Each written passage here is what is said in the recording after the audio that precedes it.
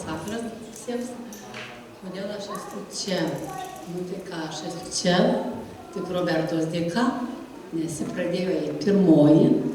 Ir aš galvoju dabar, kur čia ta Roberta mano eina. Nes aš pradžioje katalikų bažnyčią ėjau. Tik atvažiavau, turėjau tokių draugų, gyvenau su jom. Ėjau katalikų bažnyčią, ten giedojau ansamblį. Nu ir vienas sykį sakau, Robertai, kur tu čia eini ir aš noriu su tavimi ateiti. Ir čia atėjau. Ir čia tikrai visai kitaip nei ten man patiko. Pirmas sykį, kai buvau bažnyčioje Kaune, tai verkiau, aš nieko neatsimenu, kas ten buvo, nes visą laiką praverkiau. Mane palietė Dievas, kad aš nieko neatsimenu, kas ten buvo, kad aš tik visą laiką verkiau. Na, čia, kodėl čia esu šioje bažnyčioje, nes šioje bažnyčioje yra gera, čia šeima, čia mano šeima, aš negaliu be juos, neįsivaizduoju. Na ir į pasaulį tikrai negrįšiu niekada. Nes nepakeliui man ten visai, nes viskas ten man netinka, kaip jie daro viską. Keikiasi, baliavoja, man viskas šitas netinka man. Nu ir kodėl man reikia čia būti šitoje bažnyčioje. Nu, pasakiau jau, kad aš negaliu su pasauliu, man netinka jau, nepakeliui, aš pakenčiu jos aišku, bet man jau nepatinka su jais, jau aš kitaip viską mąstau. Na ir turėjau tokį labai visada didelį neatleidimą.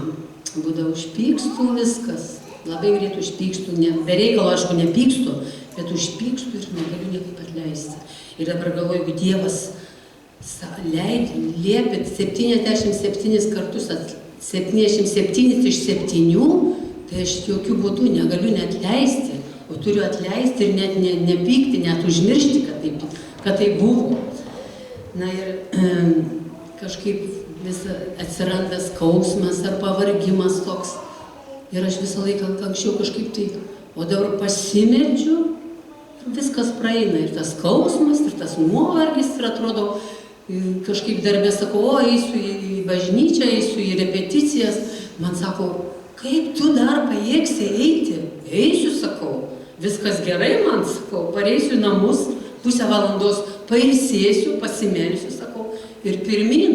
Tai visi labai darbė stebėsi, kaip tu tokiam amžiui dar kažkur replioji, ten eini kažkur. Sekmadieniais, tai nežinau, vienam departamente dirbau ir sekmadieniais visada jau man reikdavo eiti bažnyčią, aš ją žinojau. Tai atsirado toks momentas, aišku, nebuvo darbo ir jau jie mane įsiuntė į kitą departamentą. Tai žinot, man ten dar geriau, nes dabar einu tik 5 dienas ir to darbo visada turiu. Ir žinau, kad aš neisiu ir man nieko nesako, kad aš galiu eiti. Niekas man nieko neprieštarauja, kad aš neateinu sekmadienį. Sako, aš turiu eiti į bažnyčią, aš turiu anūkus, aš esu vyriausia iš jūsų. Ir visi žino, tai man niekada niekas nesako. O anūkams sakau, nu va, aš neinu per jūsų bažnyčią, sakau, mane turbūt jau kada nors atleis. O Urtė sako, ne, mamutė, tave neatleisi, nes tu labai gerai dirbi. Tai va, viskas tik.